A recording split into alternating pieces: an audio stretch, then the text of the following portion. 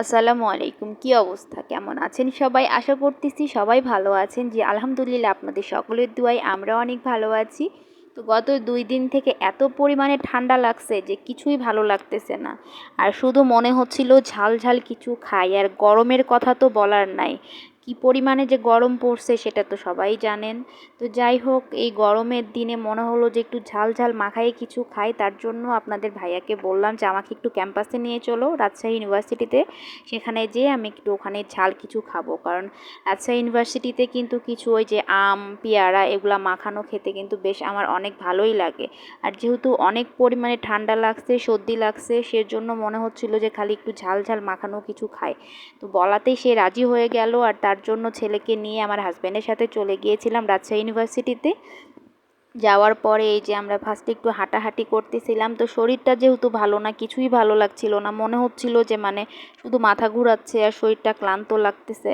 তারপরে যাই হোক, আমরা হাঁটতে হাঁটতে সামনের দিকে আগাচ্ছিলাম, কারণ ওইখানে কিন্তু আমি গতবার শীতেও গিয়েছিলাম। তো শীতে ওদের ওখানে বড়ই দিয়ে কলা দিয়ে একটা চাটনি মাখাই দিয়েছিল, খেতে অনেক ভালো লাগছিল। আর এখন তো শীতের সময় না, এখন তো বড়ই হবে না, এখন আম পাওয়া যাবে। তো এই যে আম দিয়ে ওই সেমভাবেই মাখাই দিছে। তো গতবার যে মামার কাছে খাইছিলাম ওনাকে আর খুঁজে পাই নাই, এখানে আরেক জায়গায় পাইছি। তো এখানে আমরা খাবো বলে এখানে অর্ডার দিছি আম দিয়ে বড়ই দিয়ে আম দিয়ে কলা দিয়ে পেয়ারা দিয়ে সব দিয়ে একসাথে মাখানো চাটনি। অনেকেই হয়তো খাইছেন, সবাই জানেন, তারপরেও আমি একটু যাই হোক বলতেছি। তো যাই হোক, আমরা ওখানে অর্ডার দিয়ে যেহেতু বানাইতে সময় লাগবে, ওই যে আমার পেছন দিকে ওইখানে বানাচ্ছে। তো যেহেতু ওখানে বানাইতে সময় লাগবে, তা আমি একটু হাঁটাহাঁটি করতেছিলাম আর ভিডিও করতেছিলাম, কারণ রাজশাহী ক্যাম্পাস আমাদের কাছে অনেক ভালো লাগে। আমরা দুইজনাই অনেক পছন্দ করি। আমরা দুজনা বলতে আমি আর আমার বর, আমরা প্রায় সময় ওখানে অনেক সময় কাটাইছি আর অনেক ভালো লাগে আসলে আমাদের ওই জায়গাটা। তো যাই হোক, সেজন্য ওখানে আমি একটু হাঁটাহাঁটি করছিলাম, ভিডিও করছিলাম। আর আমার আবলার তো ফাঁকা মাঠ আর খোলা জায়গা পেলে দৌড়াদৌড়ি শুরু করে দেয়। দেখেন কি দুষ্টামি শুরু করছে। এখন আমাকে বলতিছে, আম্মু এই শহীদ মিনারের এখান থেকে ফুলগুলো আমি নিয়ে যাব। আমি বললাম তাড়াতাড়ি চলে আসো, ওখানে কি দুষ্টামি করলে ওরা বকা দিবে।